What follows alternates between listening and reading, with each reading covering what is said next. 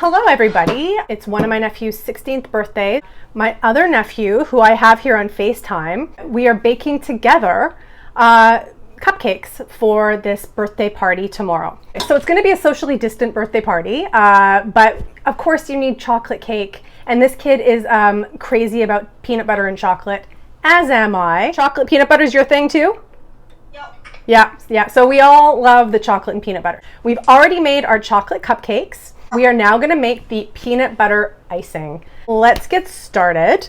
The first ingredient on the list is 5 tablespoons of unsalted butter. Now, if you don't have unsalted butter, go ahead and just use regular butter. Just omit the salt that we'll be adding a little bit later. Room temperature butter. So we're just going to beat that until it's creamy for about 2 minutes. Just give it another minute after this. Okay, I'm ready to keep mixing. Okay, me too. All right, I think that should be good. Ready to add the rest of the stuff? Yep. Cool. Okay, so now we need to add all the rest of our ingredients. What I have here is 1 cup of peanut butter. It's not natural peanut butter as I would normally like to use. All the recipes I found specifically said don't use natural peanut butter, it won't work. This one actually doesn't have any sugar or salt, but it does have all the stabilizing oils. No, let's get back up there, buddy. And I think that's the important part. So we'll see if this works or not without the sugar and the salt, but I'm thinking we're gonna be okay. Okay, so add your peanut butter. And this is creamy peanut butter as well. We're gonna be piping this, so the chunks of the chunky peanut butter wouldn't really work that well for that. Okay, my peanut butter's in. Okay, peanut butter's in. Now we have got 1 cup of icing sugar. I'm gonna add that right in. We've got 1/3 of a cup of heavy cream. And we want this heavy cream to be at room temperature as well. Ready. You ready? Okay. So now we are gonna put 1 teaspoon of vanilla. I'm gonna add 1/4 teaspoon of salt now. I'm going to put my mixer on high speed and beat it for 3 minutes. Yeah, I'm gonna do the same thing actually. I was about to turn it off. So you wanna turn it off about, I don't know, a minute in. Just scrape the sides down. 2 more minutes. 2 more minutes. It's looking very, very fluffy, very fluffy. Looks just right. I'm gonna taste it. And it tastes good too. Oh, it tastes really good and it's not too sweet. Now we are ready to start decorating these cupcakes. So peanut buttery, it doesn't just taste like sugar, it tastes like peanut butter. So I'm just gonna give it a little stir with my spatula as well, just to make sure that everything is mixed up well.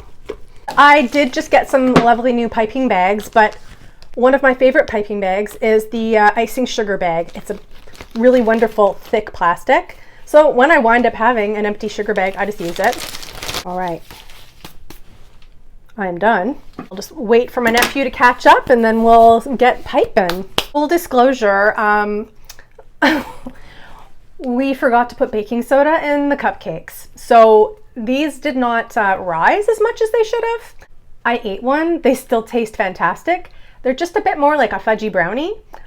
So word to the wise, when you forget to put baking soda in your cake, it just makes it a little bit more moist and fudgy versus light and fluffy or pillowy. The other thing we did was we have some wonderful yummy things to decorate these with. While they were still warm, I actually put Reese's Pieces into the cupcake itself. So we're gonna ice them, and then when you're eating the cupcake, you're gonna find a wonderful Reese's Pieces surprise in there. It's kind of like a money cake. Remember the money cakes from the 70s and 80s? Kind of like that without, you know, the threat of breaking your tooth. So yeah. You ready to start icing? I'm ready. I'm just gonna start off cutting just a small tip off the end. I'm just piping these cupcakes. I've done the majority of them already.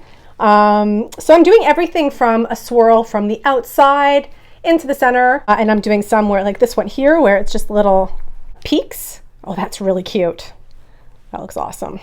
This is quite a loose icing, so you don't have to press too hard. It's really, I've just managed to get the perfect consistency. This just seems over the top. But wait, there's more. Well, I think I've used as much icing on these as I possibly could. What I have here is some Reese's peanut butter cups that I've quartered. Just going to stick one in each cupcake.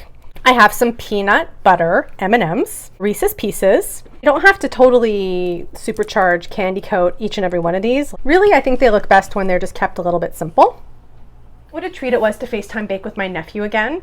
He is the reason for me even starting this channel. We had such a good time baking together via FaceTime when this all started.